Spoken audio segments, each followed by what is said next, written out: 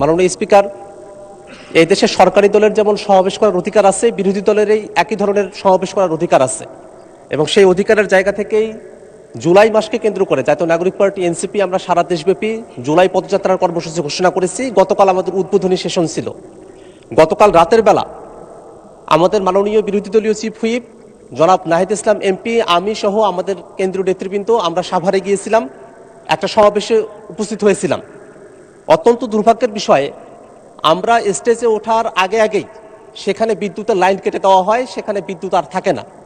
আমরা বিদ্যুতের জন্য যোগাযোগ করেছিলাম, কিন্তু কোনোভাবেই যোগাযোগ করে আমরা সমর্থ হয়ে উঠতে পারি নাই। এবং সেখানে যখন বক্তব্য চলছিল, হঠাৎই সেই সমাবেশে যারা শ্রোতারা আছেন তাদের মাঝখানে সেখানে একটা বিস্ফোরণ ঘটানো হয়, ভয়াবহ বিস্ফোরণ। এবং সেই বিস্ফোরণে অনেকেই হতাহত হন, রক্তাক্ত হন, সেখানে রক্ত ছড়িয়ে পড়ে এবং তারপরে সেখানে ধোঁয়া উঠে যায় এবং আমাদের ওখানে যারা শ্রোতারা ছিলেন তারা ছত্রভঙ্গ হয়ে পড়েন।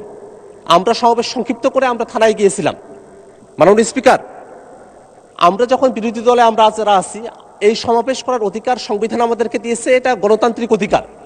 সেই সমাবেশের সময়টাতে কেন বিদ্যুৎ থাকবে না, বিদ্যুৎ কেন নিয়ে যাওয়া হলো, সেই বিষয়টাতে আমরা সরকারি দলের কাছে আমরা একটা জবাব দিতে চাই মাননীয় স্পিকার। পাশাপাশি আমরা যখনই জুলাইকে নিয়ে কোনো প্রসঙ্গ নিয়ে আসি, জুলাইকে নিয়ে যখনই আমরা কোনো আন্দোলন সংগ্রাম বা কোনো প্রোগ্রামের কর্মসূচি আমরা ঘোষণা করি, সেই সময়টাতেই নানাভাবে আমাদেরকে বাধাগ্রস্ত করার চেষ্টা করা হয়। যারা জুলাইয়ের পতিত শক্তি আছে তারা নানাভাবে আমাদেরকে বাধাগ্রস্ত করে। এর আগেও আমাদের অফিসের সামনেও ককটেল বিস্ফোরণ ঘটানো হয়েছিল। গতকাল যে বিস্ফোরণ ঘটানো হয়েছে সেখানে বিরোধী দলীয় চিফ হুইপ উপস্থিত ছিলেন, আমি নিজে উপস্থিত ছিলাম, আরও নেতৃবৃন্দ উপস্থিত ছিলেন। ভয়াবহ ক্ষতির মধ্যে আমরা পড়তে পারতাম।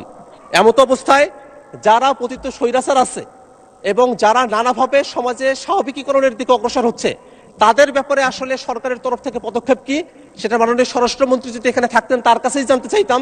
কিন্তু যেহেতু মাননীয় স্বরাষ্ট্রমন্ত্রী এখানে উপস্থিত নেই, এই কারণে আপনার মাধ্যমে সরকারের কাছ থেকে আমরা জানতে চাই যে কেন বিদ্যুতের লাইন বন্ধ থাকলো সেই সময়টাতে, এবং এই যে বিভিন্ন জায়গায় দুষ্কৃতিকারী যারা আছে, এই অপরাধীরা এবং বিস্ফোরণকারীরা যে বিস্ফোরণ ঘটানোর সুযোগ পাচ্ছে, তাদের বিপক্ষে আইনগত কোনো ব্যবস্থা গ্রহণ করা হবে কিনা এবং আমাদের নির্বিঘ্ন সভা সমাবেশ করার অধিকার নিশ্চিত করা হবে কিনা, সেটা আপনার মাধ্যমে এই সংসদের কাছ থেকে আমরা জানতে চাই মাননীয় স্পিকার। আপনাকে ধন্যবাদ।